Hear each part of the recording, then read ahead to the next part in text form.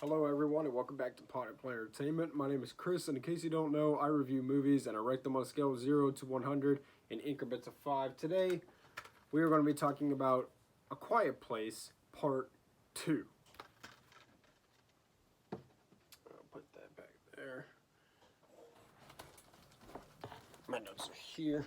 So, A Quiet Place Part 2 just came out yesterday, and it stars Emily Blunt, Millicent Simmons, Cillian Murphy, Noah Jupe, and John Krasinski. It was directed by John Krasinski and it was produced by Joanne Puritano and Allison Seeger. And this movie takes place directly after the first A Quiet Place. Now, by the way, I am going to be talking about spoilers for the first movie, so if you haven't seen that movie, there's your warning for that. I will not be spoiling this one, though.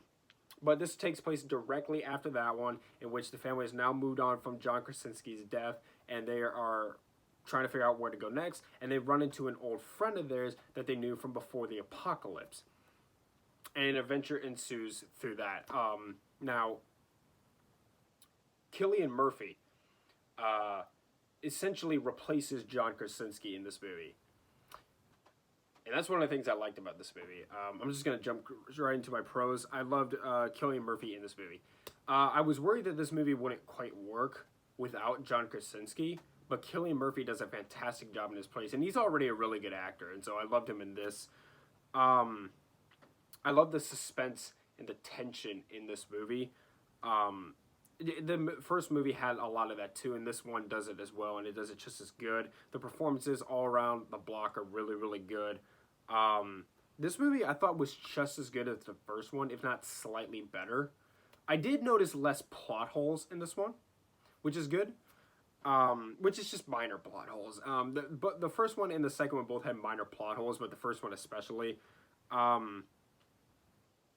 also love the opening sequence. The opening sequence of this movie tells us what the family first went through when the apocalypse first happened, when these monsters first took over, and it's really riveting. It's really well filmed. I love the sequence where you see this in the trailer where John Krasinski's real-life wife, Emily Blunt, is driving backwards, right? And there's a bus coming right forward. They did that for real, in case you were wondering. That's actually real. She's actually driving that with someone else driving a bus coming right at her.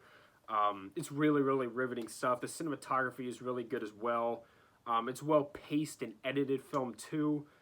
And I love John Krasinski's passion for film. He's made it very clear over the last several years that he is really passionate about filmmaking, and it shines through this. When I went to go see this movie, before the movie started, he delivered like a message to the audience, and he thanked us for going to see this in the movie theater, which not directly saying he thanked us for going to see it in the movie theater and not watching it on a streaming service, but not directly saying that. But he said that because we're watching this in theaters, we understand the magical experience it is to watch a movie in the movie theater. And so he gets this. He gets what movie fans want, and he's a movie fan, and he's passionate about what he does, and I really appreciate it, and it really shines through this project. This was just a really, really good movie. If you want to know my thoughts on the first movie, I really like that one as well. But yeah, I was surprised because I went into this expecting this to not be as good, and I actually kind of like it better. Like, here's this one. This one would be like for me. Just a slight. I do think it was just a slight improvement. The ending isn't as emotionally impactful as it was in the first one. And I might even like this one.